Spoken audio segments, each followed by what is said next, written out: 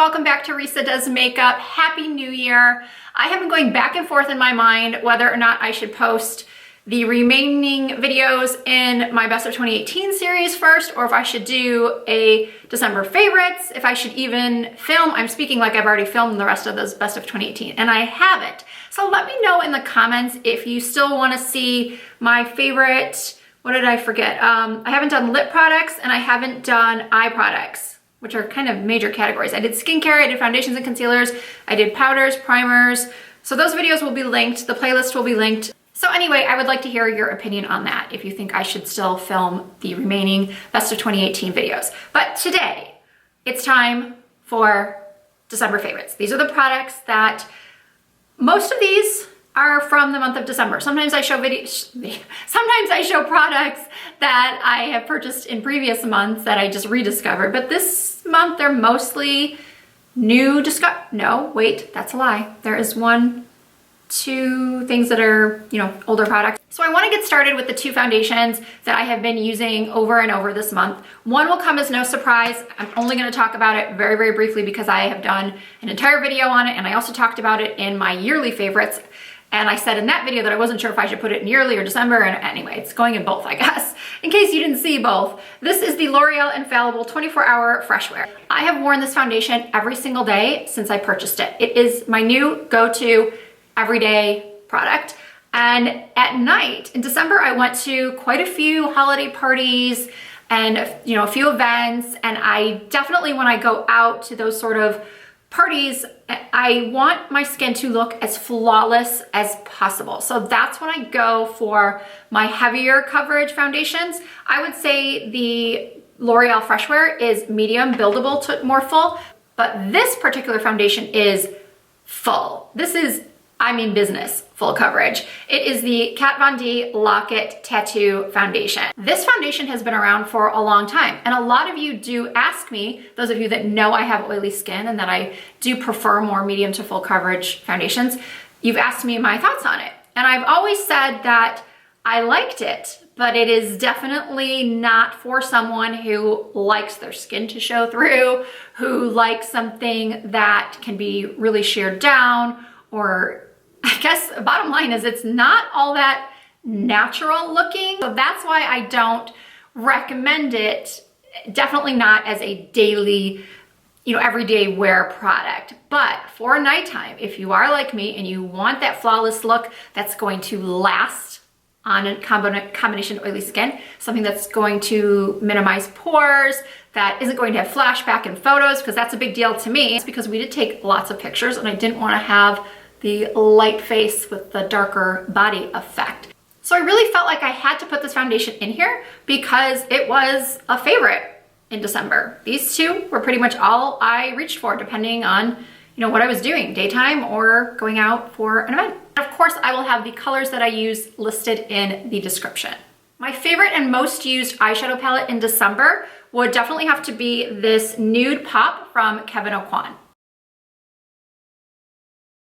I'm lucky enough that sometimes I will be sent PR from Kevyn Aucoin, and I was really keeping my fingers crossed that they would send me this palette, but they did not. So about a month or so later, I was in LA at a makeup event and I saw it there too, and it was discounted. And I thought I was gonna pick it up, but then I talked myself out of it because I thought, even at the discounted price, do I really need another eyeshadow palette? Really? No. The answer is always no. From now until eternity, the answer is probably going to be no. I do not need another eyeshadow palette.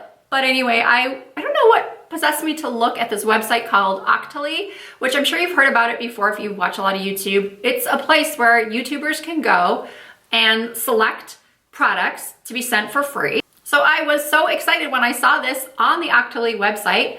I immediately put in to order it. They don't approve everybody. They have to look at, your social media stats and all that before they'll send it to you. So I was excited when I got it. And at first glance, I'm not really a big fan of chunky glitters, which is why I don't really love that Huda palette that came out recently that has a lot of those chunky glitters. I like really smooth glitters. I am at an age where chunky glitter, I'll never stop wearing smooth glitter and sparkle, but chunky just doesn't look good or sit right. So I have to say that I don't use these two very often, but but the rest of the palette, especially if you like more cool tones, is beautiful. Kevyn Aucoin, I feel, makes really good quality eyeshadows and blushes. And if you really like purpley, mauve-y tones, you will love this palette. There's a lot of matte shades in here. I do have it on my eyes right now. I actually did, with my finger, take a little bit of this chunkier glitter and put it in the center. And I find that if you use your finger, don't wet it, but just use your finger and just pat it on the center. It does give a pretty sparkle. So I will use these shades, but today I used just a combination of the mauve tones in the crease. I used the purple on my lower lash line. I used this dark purple on the outer corners, and I used the white shade in the inner corners and underneath my brow. I've just really been loving this and reaching for it a lot. So next up, I have a couple of things from Charlotte Tilbury. One I purchased and another I was sent. I was so giddy when I got the email from Charlotte Tilbury PR asking if I would like to be sent, you know, like a Christmas present. If you know me and you know my channel, I've been talking about Charlotte Tilbury, buying Charlotte Tilbury for 3 years. It was one of the first videos I ever put on my channel, was a Charlotte Tilbury review of like the 4 products that I owned. I have bought so many things from that brand. I was thinking, what can they even send me that I don't already have? But they did send me a couple things that I was excited to get, and I'm just so grateful. I hope that you guys realize that not every channel gets PR. Some do, some don't, and I know that sometimes YouTubers come across as ungrateful for the PR, but I couldn't be more grateful. So especially Charlotte Tilbury was the holy grail to me. I don't need anybody else to send me anything. I just am thrilled to get something from Charlotte Tilbury. So sorry, that was really long babbling, but I purchased the Filmstar Bronze and Glow. Not in the light, because I already have the light. I've had the light one for years. I went for the darker one this time. So this one is the medium dark. Now you're probably wondering why someone with pretty light skin like me would purchase the medium dark. Well, I was watching an Instagram story of a makeup artist that I follow, and I was racking my brain trying to figure out whose story I was watching, what artist it was. And I can't remember, I'm so sorry. But this makeup artist was using the medium dark on someone with lighter skin. The contour I thought would look like dirt, but it actually looked really nice. And she also used it as an eyeshadow, so I've been doing that as well. And I've also been using it along the lower lash line, the bronzer color I mean, along the lower lash line to give some really soft definition. And then I've been using this sort of like apricot-y color, which is supposed to be the highlight. I've been using it as my blush. It's what I have on right now. And I also like that with the Sculpt shade being darker, I don't have to go in as many times. I find with the light one, you guys know I'm not much of a heavy contourer. Is that even a word? I don't think so. But I don't like a heavy contour. But sometimes I felt like with the lighter one, I would need to go back in several times just to even get it to show up, the depth of contour. It's just the perfect contour shade. Truly perfect. So I'm so happy with this. So moving on, I want to show you something I was sent in the Charlotte Tilbury holiday stocking PR package. I was absolutely thrilled to receive the new Superstar lips. I had been wanting Pillow Talk, which I'm sure everybody wanted Pillow Talk, which is why it was sold out. My favorite out of the 4 I was sent, I thought it would be Pillow Talk, and I'll show you that color. So this is Pillow Talk, which I thought would be my favorite, but my favorite is actually Sexy Lips. If you'd like to see it on, I was wearing it in my last upload, which was my 10 best, pieces of advice or makeup tips from my 25 years working in beauty. So I just love this for an everyday throw on My Lips But Better look. Pillow Talk is My Lips But Better as well. This one just gives a little bit more color to my face, and I'll quickly show you the other 2. This one is Walk of Shame, and then the other one is Happy Lips. So I'll do Walk of Shame first. Walk of Shame, as you can see, is a much deeper red. And then this one right here is Happy Lips, which is a little bit more of a corally orange undertone. I can definitely see myself reaching for this one a lot come spring and summer. The formula is great. They're shiny, they're comfortable.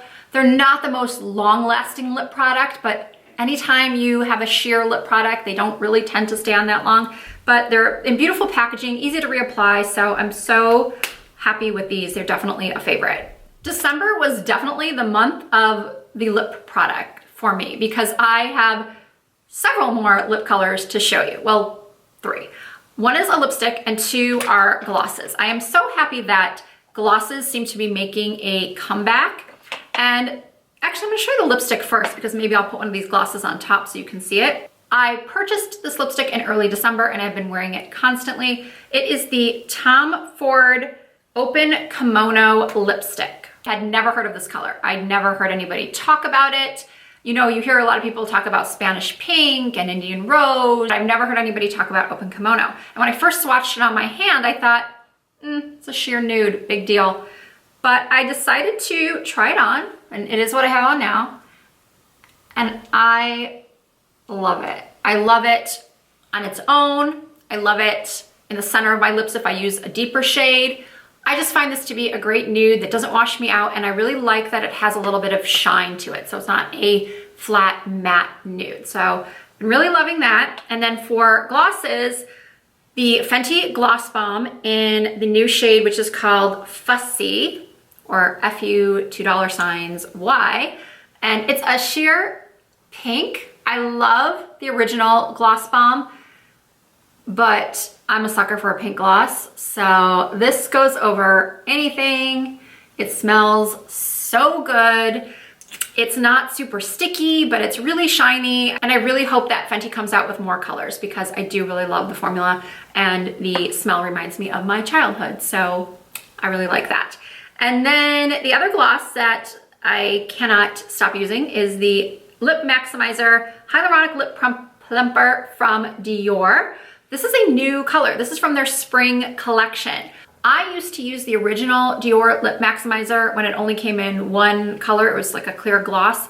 And I don't know if it ever really did anything as far as plumping, but I did feel like it conditioned my lips. I liked it just as a gloss to put over other lip colors. But when I went to go try to repurchase it a couple weeks ago, it was showing as unavailable on pretty much every website that I would go to. And then what is so crazy is the same day that I was frustrated that I couldn't find it available for sale on anybody's website, I was having dinner at an outdoor mall with my husband. We walked into Dillard's, which is a regional department store like a Macy's, and they had the new spring Dior collection display and all these new shades of Lip Maximizer.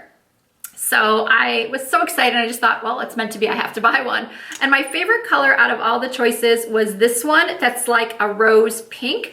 And it is called, does anyone else do this when they can't read the sticker at the bottom of a product? Take a picture and then zoom in. So this says just 0, 1, 2, it doesn't have a name, but I'm pretty sure it's Rosewood.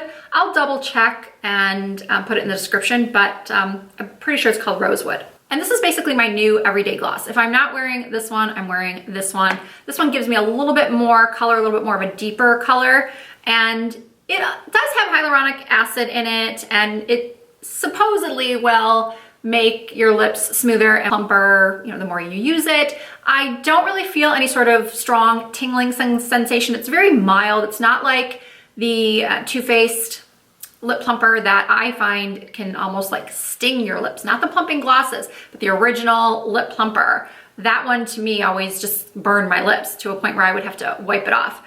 And it does have a little bit of a minty smell, a little minty feel. So if you can get to a Dior counter and check out all the shades, there's bound to be one that you will fall in love with. And finally, I want to show you a product that I meant to talk about several months ago. I'm not sure why I didn't. Sometimes I film these favorites videos and I just think that they're too long. So I will cut out a product or two that I don't think is that important. But I think it's time I showed you guys this. This is the Solid Blender Cleanser from Beauty Blender. Like I'm sure a lot of you don't really want to spend money on the actual Beauty Blender cleanser. Some people don't even want to spend the money on the actual Beauty Blender. They want to get, you know, the Real Techniques or L'Oreal or whoever else does a version of that sponge, which I don't blame you. It's a $20 sponge, it's a lot of money. But I happen to just prefer the shape and the feel of the original Beauty Blender. For the longest time, I was just using Zest soap or this little concoction that I saw on another YouTube video. If you Google, or if you go into YouTube and you type in how to clean your beauty blender, you'll see all these ways that people clean their blender. And I just felt like no matter what I did, even if the person doing the video showed their beauty blender looking like brand new, mine never looked brand new. I don't know if I was doing something wrong, but long story short, I decided to cave and buy the actual beauty blender cleanser.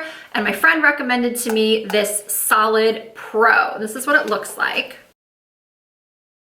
On the back it says, our best-selling beauty blender formula is now charcoal infused, providing exceptional cleansing results to effectively clean beauty blender and makeup brushes, which I do use this on my brushes as well. The included black silicone disc creates a scrubbing platform, that's this right here, for makeup brushes, as well as being a perfect place to dry your beauty blender and the soap. I highly recommend just caving like I did and buying this cleanser because it'll last a long time. I have had mine for about 3 months now and I barely made a dent. And as I said, I do use it for my makeup brushes as well. All right, everyone, that concludes my December 2018 beauty favorites. I didn't really have any fails this month. I had a couple of meh, they're okay type of products.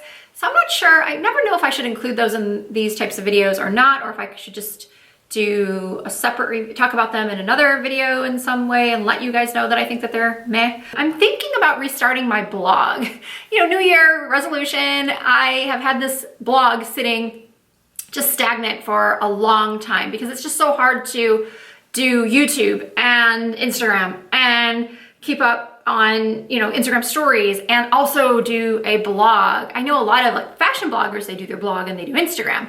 But my main platform is here on YouTube. So to have it all is just, it's not as easy as one might think. So I am feeling though that I want to get started posting things on my blog that maybe aren't of as much interest to all of my YouTube subscribers. Like, I know you guys really love tutorials. I love to do tutorials and I'm still going to do them. But as I'm sure you've heard a lot of YouTubers say, they don't get that many views. So maybe I will do tutorials on the blog. And I'm also thinking that I might do more product reviews on the blog. My blog's website is just risadoesmakeup.com. It's the same name as, you know, my Instagram, my Snapchat, my Facebook and Twitter. Everything's Risa Does Makeup.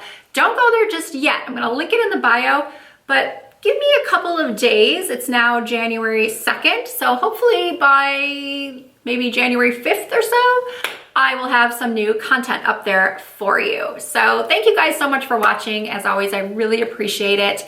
And I hope you all had a wonderful 2018. I'm hoping you all have good health and happiness, and I appreciate your support so much. Your every comment, every like, every new subscriber. I am so grateful for all of it, for everything. This journey on YouTube has, you know, it's been long and sort of slow, but it's all worth it in the end. I'm so happy to be doing what I am doing, and I don't know what else to say. Here's to a wonderful 2019 for all of us.